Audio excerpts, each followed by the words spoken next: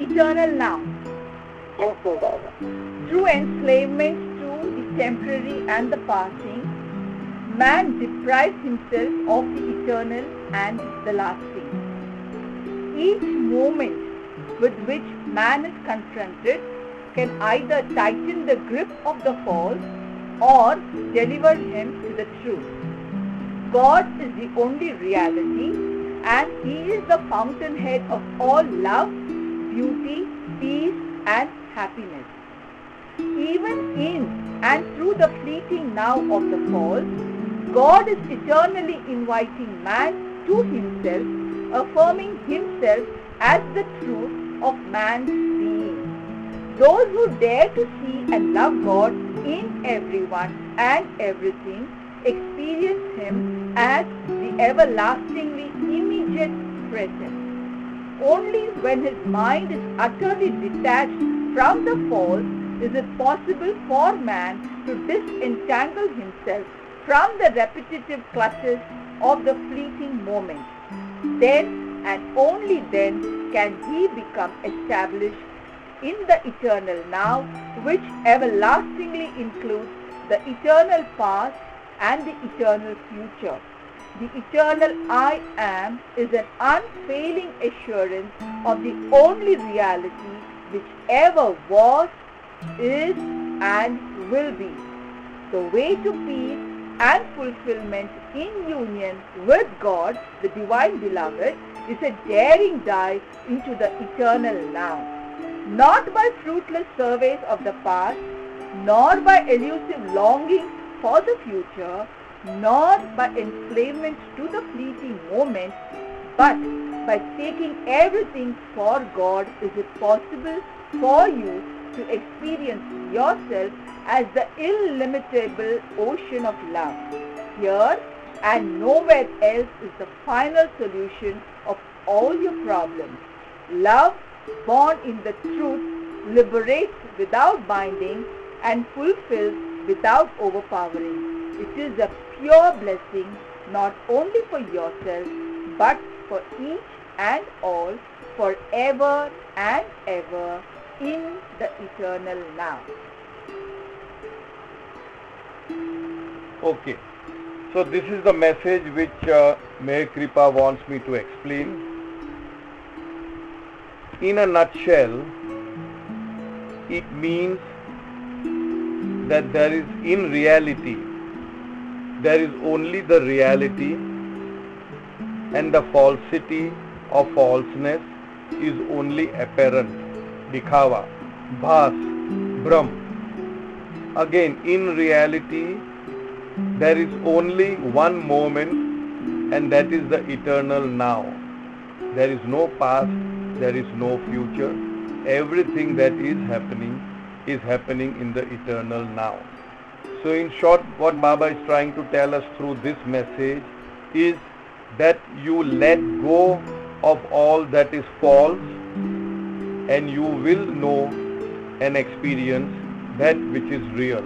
You let go all of the past and all of the future, and you will experience the eternal now. So that is in a nutshell what Baba expects us to experience. Now I'll read message by the whole message. Through enslavement to the temporary and the passing, we are all enslaved or slaves of our karmas or samskaras or impressions. We are all bound by our karmas or samskaras or impressions, and we are living a life of enslavement through indulgence in all that is false, temporary and passing. So here Baba says, through enslavement to the temporary and the passing, man deprives himself of the eternal and the lasting. On one side there is false, on the other side there is the truth. On one side there is temporary, on one side there is lasting, eternally lasting. As long as we are clamping on or clutching on or hooked to all that is false, we will never be able to experience that which is true and lasting. I repeat this sentence. Through enslavement to the temporary and the passing, man deprives himself. We are depriving ourselves of the eternal and the lasting. Each moment with which man is confronted can either tighten the grip of the false or deliver him to the truth. We are not talking about each day. Baba talks about each moment. Moment to moment to moment to moment. We are at a junction, so to speak, a junction of our samskaras, impressions, which have brought in our consciousness before us a particular situation, a particular event, happening, occurrence, occasion that has come to us from the past. On the other side is our response or reaction to that which is happening to us. So in other words, every single moment is a moment where, depending upon our own input in that moment, we are either getting more and more bound or we are getting more and more emancipated or free. So here Baba says, each moment with which man is confronted can either tighten the grip of the false or deliver him to the truth. Every moment is a junction, and every moment it is we who determine whether I am getting more and more bound or I am getting more and more free, depending upon what choices we make in that moment, moment to moment, moment to moment. Then Baba goes on to say, God is the only reality and He is the fountainhead of all love, beauty, peace and happiness. We all know Baba keeps on harping that God is the only reality. Everything else that seems or appears to be real is actually an illusion. It's just a bhav. It's just an illusion. It's a make-believe. It makes us feel and believe that it is the truth, that it is the reality, but all of it is false. So Baba says that God is the fountainhead. That means He is at the apex. He is the head of what Baba says, of love, beauty, peace and happiness. Even in and through the fleeting now of the false, God is eternally inviting man to Himself. That means even in and through whatever we are experiencing in the false, there is the presence of God always calling us, always inviting us, always keeping an open arm and saying, "Come all unto me."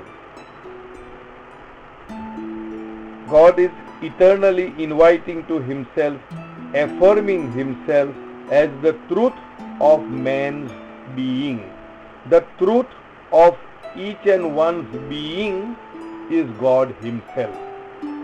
If I consider myself as this body, if I consider myself as Cyrus, if I consider myself as Indian, if I consider myself as a Parsi and blah blah blah, it is all an illusory label and nomenclature that I have imposed upon myself. In truth, as Baba says, in beingness, I am God.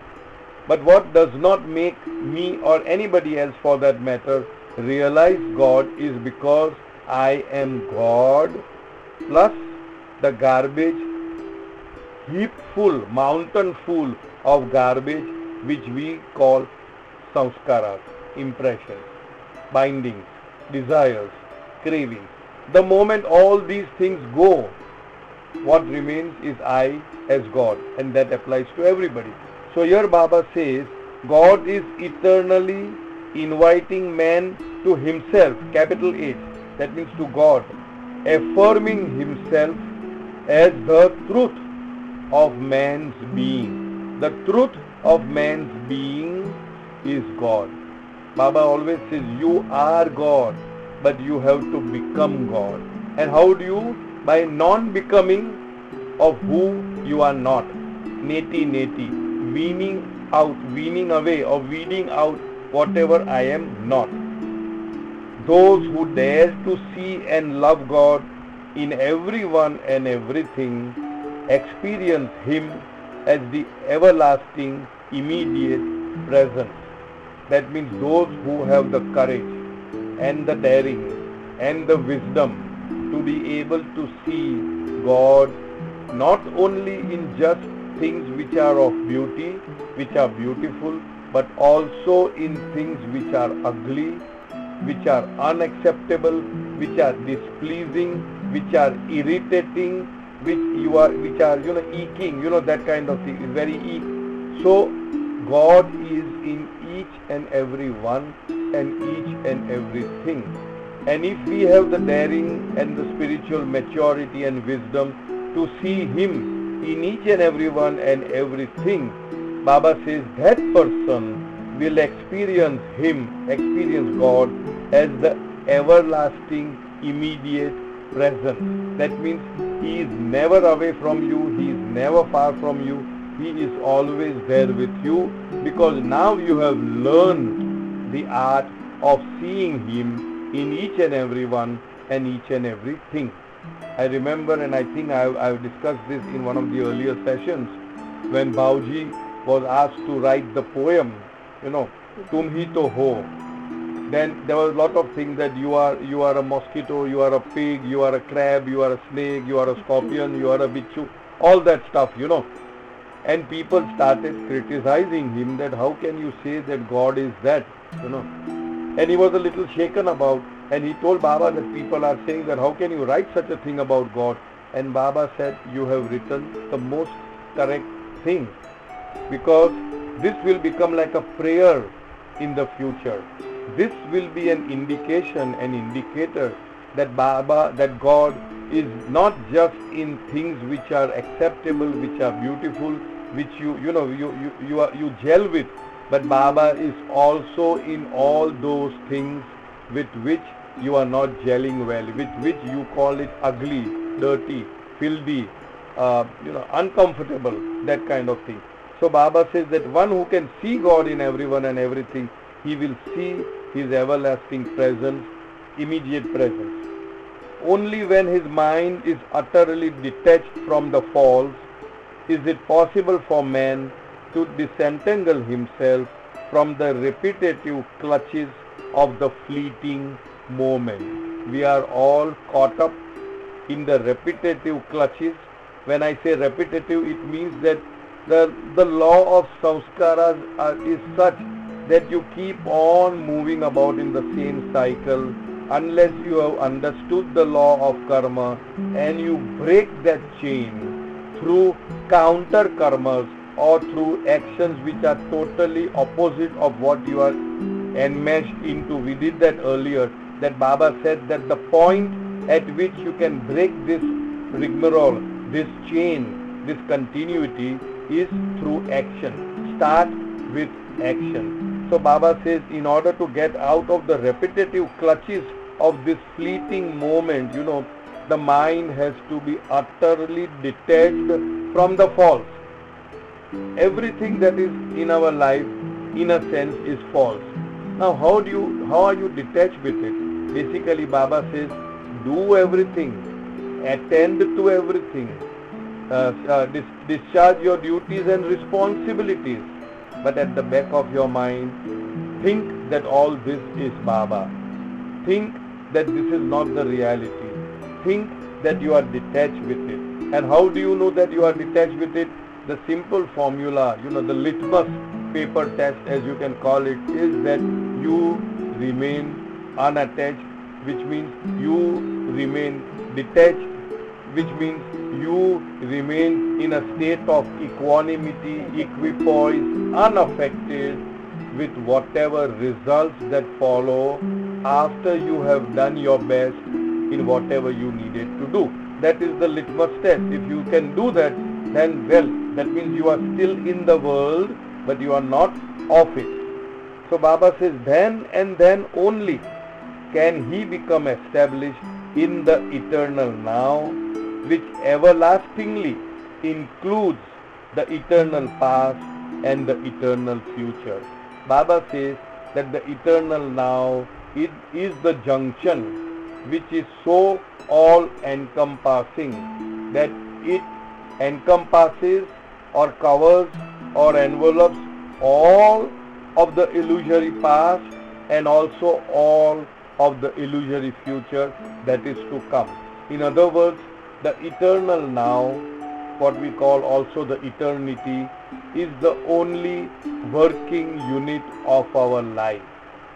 Baba does not say do not plan. Plan for the future, but do not worry.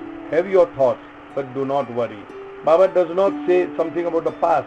There is no astitva, existence, truth or reality in the past. Past only exists in your memory. Past is there, very important, because at one point in time that was the eternal now. The past is there for us to take lessons and learn from, and not to bring all the negative emotions or experiences from the past, which is illusory in any which way, and bring it in the eternal now and spoil your entire eternal now, because you are bringing something which is ugly and dirty from the past, and then you are spoiling your eternal now. The past has its importance only to the extent of learning lessons from the past. The future is non-existent as much as non-existence of the past, but the future, yes, you must think of the future, you must plan for the future, but Baba says man must think, but he should not worry. Worry should not be there, anxiety should not be there as to what is going to happen in the future. Then and then only can he become established in the eternal now, which everlastingly includes the eternal past and the eternal future. The eternal I am. I am is the only truth. Anything that is added to I am a man, false. I am a human being, false. I am blah blah blah, false. I am rich, I am poor, I am high, I am low, I am handsome, I am ugly, I am whatever. I am is the only eternal truth. That means the existence. We had done this earlier. Existence and life. I am signifies existence. That existence is the only eternal truth. Baba says the eternal I am is an unfailing assurance of the only reality which ever was, is and will be. That is the only reality. Anything after, you add anything after that I am, is not the truth, is not the reality. The way to peace and fulfillment in union with God, the Divine Beloved, is a daring dive into the eternal now. That means if you want to really have peace and fulfillment in union with God, then one must dare to constantly live in the eternal now. Never be driven by the past. Most of us, I would say, are always, virtually always driven by the past. Our experiences of the past with a certain person or a certain thing or a certain place or a certain situation brings back flashback like that incident, and we make choices in the present moment based on what spectacles we are wearing of the past.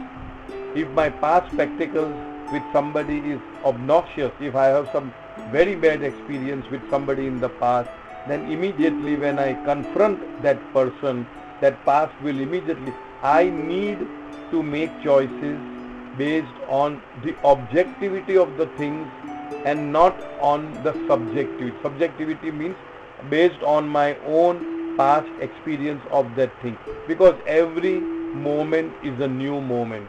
Every moment is a fresh moment. If one cultivates that art of always addressing the moment based on the objective moment and not on the subjective past, then by and large, I am saying by and large, we learn the art of responding to every situation in a very spiritually matured manner rather than reacting to that situation based on what my computer files is telling me of the past.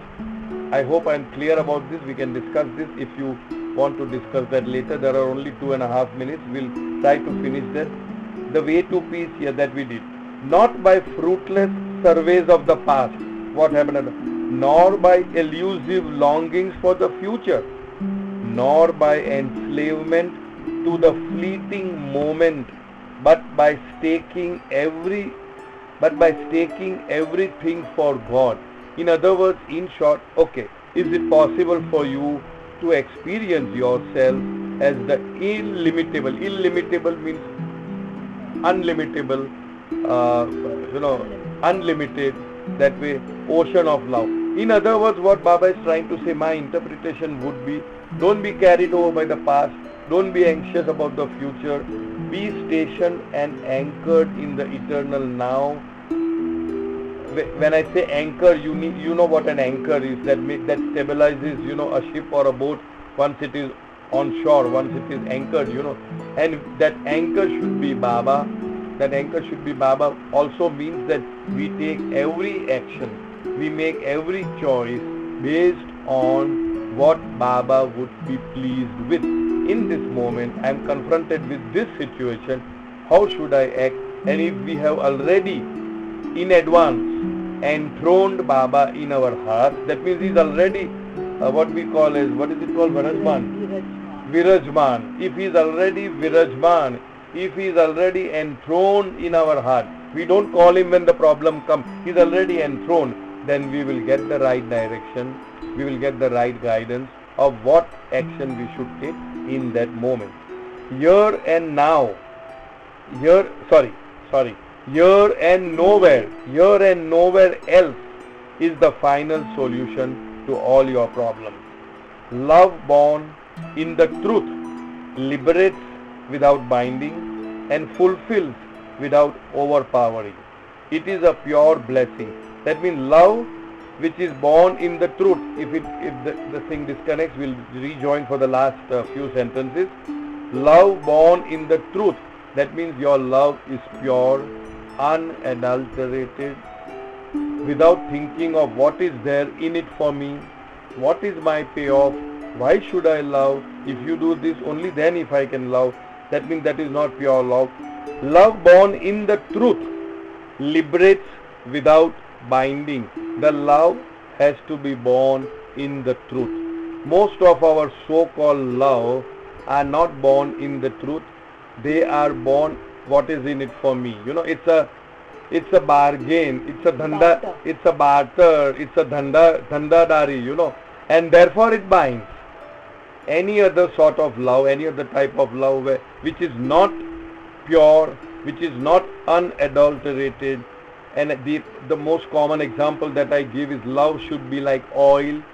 When it is poured on water, it spreads all over without discriminating.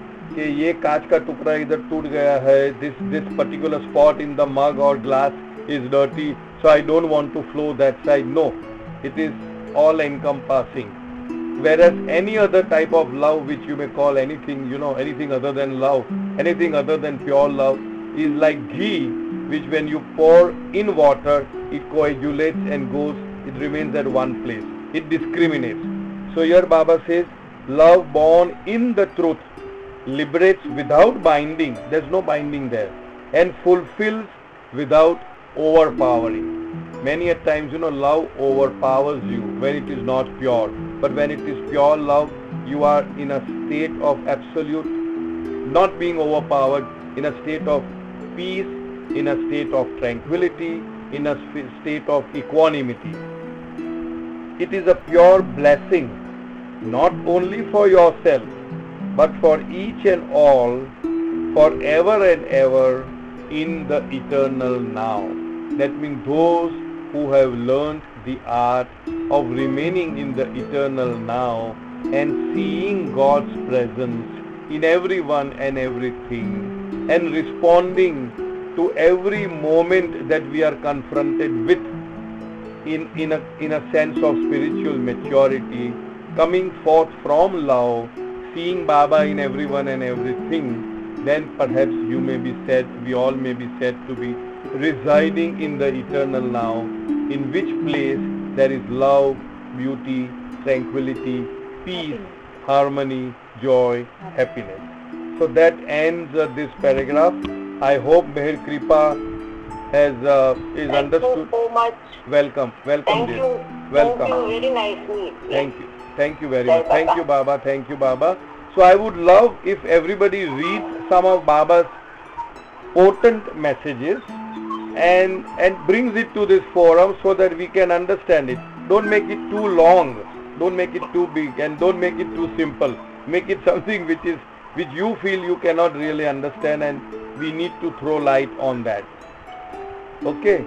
Sorry, Right. what did you read, Cyrus? I didn't catch it because there was too much noise. Life at its best, Life at its best. a Page passage from yeah. 56 to 58. The passage called Eternal Now. But you'll be getting it by way of an audio recording from our postman, so you can hear that out. Is Yeah. that a book? That's a Life book at its called By Baba.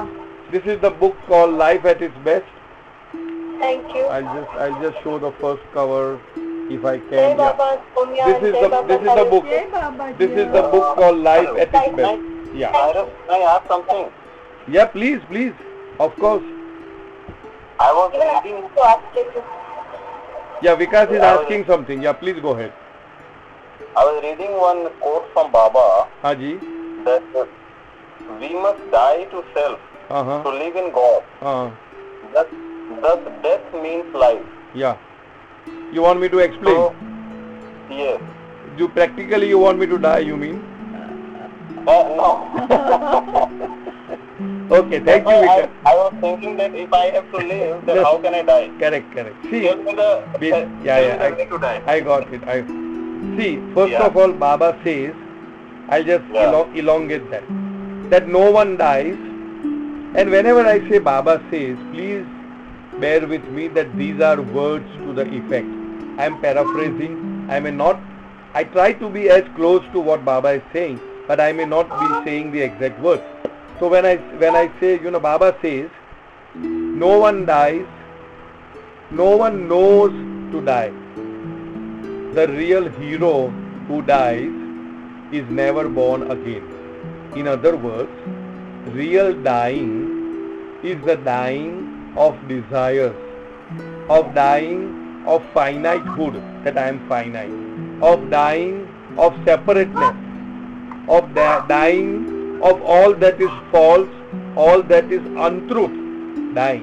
So here when Baba says that the one who dies for God lives as God, or whatever the message may be, this is also one of the messages. So what it means is that you must truly die to your false self, because dying like committing suicide or dying like falling sick and dying is not the real dying. That is not what Baba meant. What Baba meant was when you die to your false self, when everything that I am false, I am this body, I am this mind, I am this, I am that. When I die to that, then I will live in God and as God. Very good question, because many times people may wonder, what do you mean by only when you die, that means you want me to die or what? So thank you very much, Vikas. Thank you, Cyrus. We want intelligent people like you to come to the forum every now and then. Dilshad and then Ketan Kumar. Oh, Dilshad and Ketan. Dilshad, there's so many Dilshads here. Which Dilshad? Kapadia. Dilshad Kapadia. Okay. Jai Baba, Sonia, Jai Jai Baba, Baba, Cyrus ji. Dilshad. Why are we being deprived to see your face? I am so sorry, Oh. I forgot. Okay, go I'm ahead. sorry. Go ahead, I Dilshad. will No, keep in go ahead. mind. Go ahead. Cyrus ji, I have two questions. One is regarding what you just read about the past, about Okay. not having past to determine or make you feel sad in the present. But at the same time, isn't it a dichotomy that sanskaras will always be all in the past? Agree? I mean, whatever sanskaras, that is what the main philosophy and thinking of Baba is. Yes. Has to be of the past only. Correct. So it's like a But who has told you to act like a slave of the past samskaras? Hasn't Baba given you the authority to change that? We have been doing that over and over and over and over again, that the past may impel you to a certain course of action, but it cannot compel you to take that action. What does it mean? That means the past, supposing sad memories of the past will come. But Baba says, remain happy. This is what I tell you. Let me not Baba is telling. I tell you, remain happy under all illusory circumstances. What does it mean? That the past will definitely shake you, but don't be shaken up. Got your answer? Seriously, yeah, I have heard this from you before. My point is that thinking is a product of your mind. Right. One may forgive somebody. Actually, and this is what I most often experience in my life, is that I am able to forgive somebody and move on, but I cannot forget, because forget is a function of the mind. Okay. So how do we deal with that? The point Number is, one, why are you worried if you are not forgetting? Forget that you have not forgotten. okay. So what? Let it not bother you. That's what I'm saying. The moment it bothers you, then only you say, oh. Now, for example, if something has happened, I may not forget. But if I don't care, if I don't bother, as we say, I care to hoots, just it is as good as forgetting. As long as it does not bother you, it does not shake you, it does not affect you. Getting what I'm saying? yeah, but if it doesn't shake, then one doesn't want to improve. So again, emotions are given by God only, by Baba only. What He is made this? us emotional as human beings. No, Baba has not neither given emotions nor motions. Motions. Everything we are responsible. Don't bring poor Baba in the field.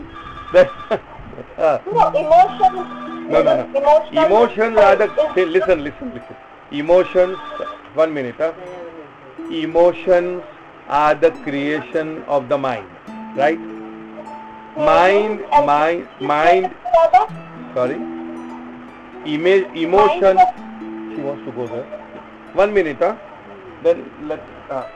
1 minute. Emotions are the creations of the mind, and the mind itself is false. So why do you give so much of importance to mind? Because I remember we had done that poem by Mani, where it says, have your emotions but know them untrue. Look sunbeams and smiles when feeling all blue. So do not give too much of importance to your emotions. They are all attached to your mind, they are all attached to past, and they will unnecessarily bother you and harass you. Overcome those emotions. You got me? Okay. Somebody else also has a question. Sorry, Soumya was the question keeper. Is it Ketan? Yes. Yeah, Is it Ketan. Ketan? Yeah. Ketan and Anaita. Jai Baba. Am I audible to you? Very very audible. Yeah. Jai Baba. Jai Baba, Jai Ketan. Baba. Jai Baba. Sir, actually I just want to ask you something because to stay in this quarantine as a blessing for me. So since from last 15 to 20 days I'm just going through the Baba's experiences. Okay. Really. I just want reading this, I'm getting so many it's like complicated enough to get understand. But the fundamental question I just want to ask you about is that when we are dealing with our worldly duties, like living in reality every day. So how would we discriminate between small things, like there are so many terminologies like one time, attachment, detachments, agreeing, disagreeing, things important like big word in like illusion and reality. So it's like a complete sanskara's play. So while dealing with our day-to-day life, how should we get that what is good to what is not good? See, basically, yeah, okay. From a, I understand. Yeah, I understand. Yeah. According to, now again this is philosophical. Only those aspects of your choices which are freeing you or emancipating you and are not binding you, are good. Other than that, they are all so-called not good. Again, they are all this good also is so-called good. All this good also is so-called good. Okay, number one. Number two is my particular way of looking at it is whether this particular thought, feeling, emotion or action, is it of service to me? Does it serve me? Or is it of disservice to me? Then that is another napdan, as we say, tolne ka tarika, whether it is right or wrong, that way. Another third way of looking at it is whether whatever you are doing is selfish or what you are doing is going to benefit somebody else also. In other words, it is selfless. So you need to all the time weigh it and see. And let me tell you, in spite of all this intellectual gymnastics that we are talking about right now, everything that we do, according to me, comes under the purview of illusion. So do not be so very, I know there are a few in this group who will go very, very, very minutely, but that will not lead us to any real solution. The real solution is to invite Baba in our heart before whatever we do, whatever we start doing, and then offer everything to Baba. Think it is Baba doing through us and do not bother about the consequences. I'll tell you an example which is I like that. I.V.O. Deuce was the Murshida of the Sufi order, Sufism reoriented. Murshida means the head. Very, very important, prestigious post. When she came to Baba and said, Baba, I don't think I am worthy to take this post. Many people come to me for counseling, asking questions, and left, right and center I have to tell them do this or do that or whatever it is, And I feel so afraid, I feel so incompetent that whether I am saying the right thing or I am doing the wrong thing. Mind you, a person of that stature is so honest enough to say I am so incompetent to know whether I am doing the right thing. Baba's superb reply was that irrespective of whatever you counsel or you tell the others, be honest to yourself. Whatever you honestly feel within you, that you tell, that you do. And if you do this honestly, and in my language I say, be honestly honest and sincerely sincere.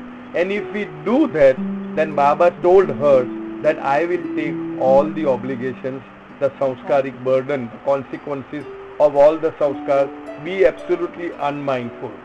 So if we have invited Baba, honestly again I am saying, and if we are taking decisions consciously and honestly and sincerely, then do not bother about the samskaras, do not bother about bondage and liberation, leave everything to Baba. I remember in the 1930s when Baba had invited a lot of the Western women and Western Baba lovers to come and stay with him in India. They were all very intellectual, like some of us here are intellectual, all the time thinking about samskar, about impressions, whether I am getting more bound or I am getting liberated, then about the circle, whether I am in the circle, out of the circle, inner circle, outer circle, all that. So Baba very beautifully said, that the more you dabble into all these things, including the one question that you asked, the more you dabble into all these things, the more bound you get with those things. So be free. Do not be intellectually bound into all these things. While reading this, I just came to the concept where is the equilibrium point to just maintain the points where say this by 60, maybe, yes, no. So how would you just come from within. See, first step number one, how we get. Step number one, enthrone Baba within you, honestly, and tell him, now you are my partner, now you are my companion, let's do everything together. Rather, it is you who will do through me. And then at every given point in time, whatever choices you make, honestly and sincerely think, it is Baba who is choosing through you, and be absolutely unmindful of the consequences. That's all, you can do that. Anaita. Okay, thank you. Anaita Anaita has something to ask. Anaita? Haji, Jai Mere Baba, Soumya Sai. Jai Baba, right. Anita. Cyrus uncle, in the beginning of the session, you read about trying to see Baba in everyone and everything. Like Baba said, you should have the courage. If you have the courage to try to see me in everything. I just want to ask you, in my life, there have been people who have not only tried to hurt me, but also harm me in some ways. And I do understand that could be my past sanskaras coming back to me. I do understand that. Over time, I have really tried genuinely to not only to forgive, but also to put it behind me. But to see Baba and them on our very gross Apra level, but it is very difficult. And I genuinely want to do that, I genuinely want to get there. I want to see the good in them or the Baba in them or whatever you say, but I think it's difficult, very beyond me. First of all, if I am saying that see Baba in everyone, in everything, never for a moment think that I am able to do that. You see, so we are all in the same boat, struggling to do that, struggling to come to that point where we can really see Baba in everyone and everything. But we can start somewhere by, like how Dilshad said, try to forgive. We can start, then forget. Even if you can't forget, you forget that you can't forget. Something like that. So it's an ongoing process. It is not something that you can do it in maybe one lifetime. You see, it keeps on happening all the time. You see, but instead of going into all these things, my personal take is, I know we are reading, we are intellectualizing, we are doing all that bhashan kind of thing. The best thing is, keep Baba as your constant companion, remember him, repeat his name, and remember to remember him when we breathe our last. That's the be all and end all of all these gymnastics that we are doing. Nita wants to answer. Right? Nita wants to answer. Okay, Nita wants to answer you. Okay, Nita, answer. Nita, answer. Hi. Well, I don't want to answer. I want to just offer something to Anita, because I remember asking this question many, many years ago to Cyrus, and I just want to remind you what you told me, so it might help Anita. Okay, so I had forgotten. So I had forgotten. No, Anita, I remember asking the same question. I try so hard, and I try so hard not to let that person hurt me. And Cyrus turned around and said, you've given the power to who? To who to hurt? So the power is not in your hands, because you are allowing that person to hurt you. Bring back the power to whether you want to be hurt or not. And that's one of the ways practically in which we can see how Baba works through different people. I remember this so clearly. We had discussed this many, many years ago. Thank you for reminding me. It doesn't always work, but Nita is just a try. Thank you very much. Thank you very much. But basically that principle which I always keep on saying, any thought, feeling, emotion, is it serving me? Is it of benefit to me? Accept it. Disservice, throw it out, kick it out, flush it out, whichever way you want to do it. It's as simple as that. Devki and Milind. Oh, Devki has a question. Devki. Jen, I got answered, thank you. You got the answer? Milind. Yeah, I got the answer. Oh, wow. Thank you. Milind. Yeah, I'm asking. So, hi Cyrus uncle, I had a question. Yeah, the question was, multiple of Baba's texts suggest that suffering is good. So, by means of suffering, you end up, nullifying on your karma slowly. And other verses also suggest that instead of suffering in the challenges that you get in your day-to-day life, you rather face the situations, because these are the situations which have resulted into your life as a result of your past karmas. So, what exactly is he trying to say? I do not understand. Should we suffer in the challenges, or should we face the challenges without having the mental suffering? Okay, I got your question. This is my rider, as they say, disclaimer. In my limited understanding of things, there are two types of suffering. One is the suffering when we wage a jihad or a war within ourselves. by trying to control our lower nature, our lower self, and trying to do things which would please God, which would please Baba. Because there's a karmic force of anger, of greed, of jealousy, of hatred, of pride, of lust, of so many things. And I am trying to control that. And as a result of which I am suffering. That suffering, Baba says, is actually an enjoyment in suffering. Why? Because you know that you are inviting that suffering upon yourself in order to advance yourself spiritually. Am I correct? That is number one type of suffering. When somebody had asked Baba, how can you have enjoyment in suffering? Baba gave a very, very beautiful reply in an anecdote, that when you scratch, when you get an itch, you scratch. When you scratch, you get a sense of enjoyment. But at the same time, you are bleeding, you are suffering. So there is that kind of suffering is a good suffering, a positive suffering. The other type, what you said was, it's a suffering which is an outcome of our own karmas. We are suffering because we did something wrong in the past. And when I say past, it does not mean past life. It can be immediate past. I foolishly put my hand in the fire and it got burned. I am suffering. Now I cannot expect to brag about, I am suffering so much. That means Baba is loving me so much. I am being loved by Baba because I am suffering so much. It's a stupidity. So that is the suffering which is a result, direct outcome of our own actions, of our own karma, either immediate past or sometime 1 month before, 10 months before, 1 life before, 10 lives before, I do not know.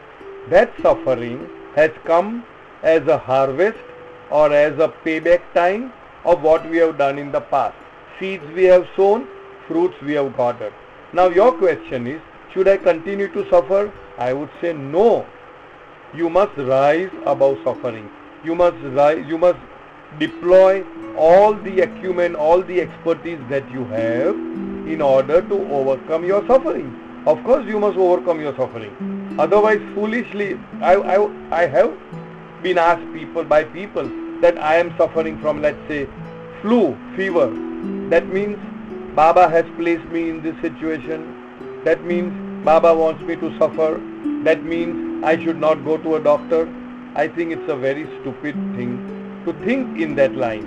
You see? So basically Baba was a very, very practical master, to the point that if somebody had cold, Baba would not allow him to embrace Baba, because Baba says, if you embrace me, I will catch cold, because after all, I am a God man. I am not a man God. I am God man means God becoming man. God man means I am binding myself voluntarily to the limitations of man. I am following the laws of karma based on the man, because I am binding myself. And if I embrace 100 people, 1,000 people, they will get cold or flu or whatever it is. So Baba was so practical. So if you ask me if you are suffering, except for the first suffering, the second type of suffering, yes, of course you must take action to obliterate or to come over the suffering. Is that clear, Bilin? Or you need some more clarification? One more question in adjoining to this I had was, again certain steps suggest that if someone is giving bad words or someone is bad pitching, they are actually wiping out your sanskaras, and you should thank them. But then making in this material world, people giving them an opportunity to talk bad about us, or for an example, workplace politics, isn't it making us vulnerable to more such things? I got your point. First of all, very good word you said. In the materialistic world, when we know that is a false world, that is a world of shadow, now you have to weigh between the two. There is a Kabir Bani which says, Ninda hamari jo kare, which including the bad words and the backbiting and the slander. Ninda hamari jo kare, dost hamara hoye, bin pani, bin sabun, mail hamara dhoye. which means without soap and water, they are cleansing our karmas. Baba himself said that those who backbite you, you should not feel unhappy about it. In fact, they are your friends because they are washing off your bad karmas. If at all you need to have any relationship with them, you can pity them. They are to be pitied because they have taken away your samskaras and they will have to suffer because of that. See, basically what hurts us when somebody uses bad words towards us, what hurts us is our ego. Try to analyze this, that any one word, you take up any bad word that you are familiar with, and just say that if such a word were uttered and addressed to me by one of my best friends, let us any best friend, girlfriend or boyfriend, would I feel hurt? No. I would feel okay about it. In fact, I may embrace him, I may say that's fine. So it is what is hurting me, you, is not the words per se, but who said it, in what context that person said it, that is hurtful to your ego. And Baba is here to annihilate our false ego. So according to me, you should not respond, you should not feel hurt about it. It's their business, let them say whatever they want to say. Okay, Milind? Priya has, can feelings and intuition be trusted? Priya. Well, basically, it all depends upon whether your intuition or your voice of conscience or Baba speaking within you or through you, is it genuine? Because many a times your mind, which means your own desires, masquerade. Masquerade means wears a mask, pretends, shows off as the voice, masquerades as your voice of conscience, as your intuition. The only litmus test for all this is, after following your voice of conscience, the result that comes. Are you at peace? Are you in a state of equanimity? Are you enjoying the joy and the beauty and the love and a sense of sukoon, as we call it, contentment? Then maybe that voice is true, that voice is correct. If after following the voice you are in a turmoil, you are agitated, you are unsure, then definitely that voice was somebody else's voice, masquerading, impersonating as the voice of conscience. So we need to constantly true it. Truing it means you have to fine tune it, and it's a constant process. Immediately it may not come. You need to make some mistakes. You need to fall so many times. Only then you will learn to walk. Am I clear? Okay. Yes. Thank you so much.